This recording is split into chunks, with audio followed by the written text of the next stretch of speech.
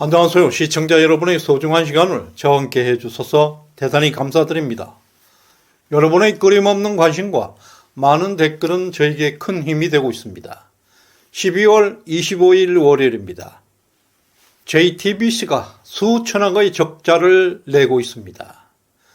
그것은 보수주의를 능멸한 대가를 이제야 철저하게 받고 있습니다. 최근 조선일보가 윤석열 대통령과 한동훈 비대위원장 사이를 갈라놓기 위해 이간질을 조장하고 있습니다. 매일 반복적으로 반윤석열 기사를 쏟아내고 있는 가운데 한동훈 비대위원장의 취임을 앞둔 현재 성탄절 휴일임에도 불구하고 긴급한 사설과 기사를 연이어 생산해내고 있습니다. 이러한 왜곡된 행동들은 보수 우파의 강력한 반발을 촉발하게 될 것입니다. 이런 배후에 김무성, 이준석 등이 주도하고 있는 또 그들을 추종하는 한 줌도 안 되는 끈앞풀들이 함께하고 있습니다. 이준석의 정치 생명은 이미 끝나 있습니다. 청년들에게 가장 큰 무기는 바로 도덕성입니다. 도덕성이 무너지면 청년이 무너지는 것입니다. 바야흐로 이준돌에게 그 도덕성이 심각하게 타락되었습니다. 성상납 사건과 관련해서 증거인멸을 시도했던 것은 그 어떤 범죄보다 악질적인 범죄입니다. 범죄를 은폐하기 위해서 범죄단을 동원해서 다시 범죄를 저지른 그 행위들은 보수주의의 근본적 가치를 정면으로 부정하는 행위들입니다. 이 사건 하나로 그는 정치적 종말을 의미하고 있습니다. 또 있습니다. 하버드 학력 위조는 이준돌의 정치 생명력에 결정적인 타격을 주고 있습니다. 이것으로 인해서 이준석은 선거 출마 자체가 불가능해졌습니다. 이준돌의 정신 상태는 이미 정상에서 한참 벗어나서 이상 증세를 보이고 있습니다. 최근 그의 행적들을 볼 때 점점 자신을 스스로 벼랑으로 몰아가서 자충수를 두고 있는 상황입니다. 현재 탈출구는 전혀 보이지 않고 있습니다. 어두운 막다른 골목에 와 있습니다. 단 한 가지 그를 구원해 줄 수 있는 사람은 윤석열 대통령이 유일합니다. 윤석열 대통령에게 지독하게 비난하고 있는 이런 모습들은 정신 나간 사람들에게나 나타날 수 있는 현상입니다. 자신을 살려달라는 일종의 응석바지입니다. 이준석은 더 이상 선거에 출마할 수 없다는 것은 본인이 더 잘 알고 있을 것입니다. 공천을 받더라도 그는 출마할 수 없습니다. 출마하는 즉시 학력 위조에 대한 대국민 사기극이 드러나기 때문입니다. 이준석 같은 부류들은 성상납과 관련해서는 극복할 수 있을 것입니다. 그러나 학력 위조 인정할 수는 없을 것입니다.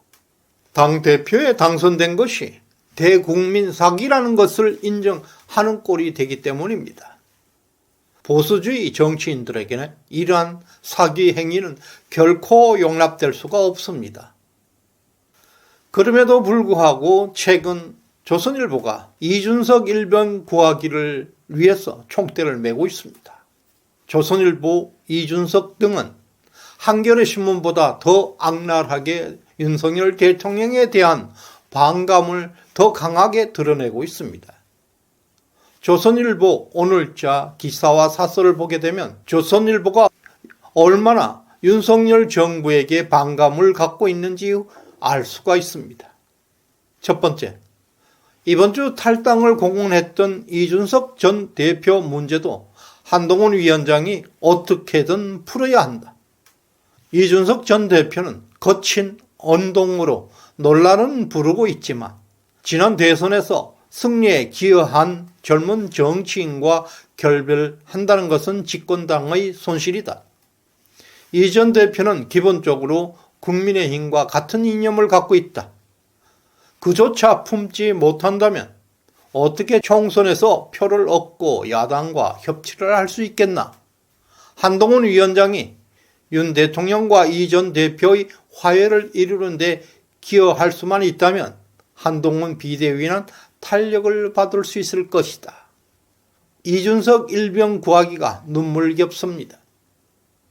두 번째, 지금 국민이 바라는 것은 대통령과 상명하복 관계를 벗어나서 틀린 것을 짚어주고 할 말을 하는 집권 여당의 모습이다. 윤석열 대통령의 일방적 국정 운영과 편협한 인사, 김건희 여사 논란 등에 대해서 여당으로서 국민의 목소리를 대변하기를 바란다. 한동훈 위원장과 대통령 사이의 이간질이 도를 넘고 있습니다.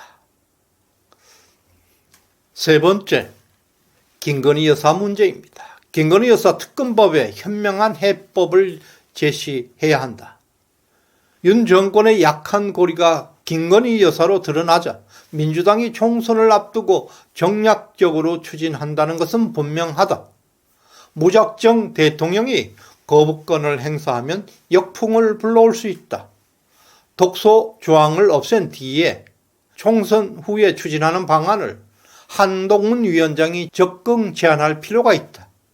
이것은 조선일보의 한동훈 위원장과 윤석열 대통령의 이간질의 실상을 볼 수 있습니다. 이와 같이 조선일보의 보도는 윤석열 정부를 파산 직전의 위기에 처한 정권으로 묘사하고 있습니다. 대부분 언론들과 여론조사 업체들이 지속적으로 사실을 조작하고 왜곡해서 윤석열 정부의 국정을 흔들어 왔습니다. 윤석열 대통령에 대한 구체적이고 분명한 실정이나 잘못을 제시하지 못하고 있습니다. 반대로 김건희 여사에 대한 마녀 사냥을 계속해 왔습니다. 최근에 한동훈 비대위 출범과 함께 조선일보, 이준석, 김무성 등이 윤석열 정부를 극렬하게 흔들고 있음에도 불구하고 최근 나타난 여론조사 결과는 대통령의 지지율이 오히려 급등하고 있는 것을 보여주고 있습니다. 오늘 나온 여론조사 결과는 이들에게 적지 않는 충격을 주게 될 것입니다. 작금의 조선일보와 이준석의 최근 행위들은 국민들의 여론을 전혀 반영하지 못하고 있는 것을 반증하는 조사라 하겠습니다. 리얼미터 여론조사에 따르면 윤석열 대통령의 국정 지지율은 12월 20일 33.0%까지 하락한 이후에 12월 21일 36.4%로 소폭 상승했습니다. 그리고 12월 22일에는 무려 39.7%까지 폭등해서 40%에 육박하고 있습니다. 그리고 정당 지지율에서도 큰 변화가 나타나기 시작했습니다. 지난주 민주당은 44.7%로 국민의힘보다 무려 8%나 앞서고 있었습니다. 그러나 이번 주 민주당은 41.6%로 3.1%포인트 하락한 반면에 국민의힘은 39.0%로 2.3%포인트 상승해서 그 격차를 2.6%포인트 대폭 축소해서 오차 범위 내에 위치하고 있습니다. 이 조사는 12월 18일부터 22일까지 전국 18세 이상 유권자 1,003명을 대상으로 실시한 것입니다. 자세한 내용은 중앙선관위 홈페이지에서 확인할 수가 있습니다. 현재 여론조사 추이를 놓고 볼 때 2012년 박근혜 비대위 출범 당시와 유사한 흐름을 보이고 있습니다. 그러나 국힘당이 추격하는 속도는 그 당시보다 현재가 훨씬 더 빠르다는 것을 볼 수가 있습니다.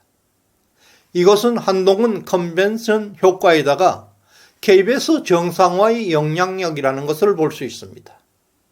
박민 KBS 사장이 취임한 후 한 달이 지났습니다. 사실을 조작하고 왜곡하는 데서 벗어나서 KBS 정상화는 여론 환경에 엄청난 영향을 주고 있음을 볼 수가 있습니다. KBS 정상화 효과는 시간이 갈수록 내년 총선까지 점점 국민의힘에게 긍정적 영향을 주게 될 것입니다. 이제 여론 환경도 최악의 순간을 지났습니다. 조선일보와 이준석 그리고 민주당에서 김건희 여사와 그리고 윤 대통령을 흔들고 있습니다. 그러나 여론들은 그들의 바람과 반대로 윤석열 정부에게 꿋꿋한 지지세를 형성하고 있음을 볼 수가 있습니다. 대한민국의 미래는 내년 총선에서 결정됩니다. 무조건 우리들은 함께 해야 합니다. 이 영상이 마음에 들었다면 주변 친구들과 이웃분들에게 많이 공유해 주시길 바랍니다. 구독과 좋아요, 터치 한 번이 대한민국을 건강하게 만들 것입니다. 저희 영상에 후원해 주신 소리바람님, 김귀연님, 권태일TV님, 주동문님 진심으로 감사드립니다. 끝까지 시청해 주신 여러분들께 감사의 마음을 전합니다. 고맙습니다.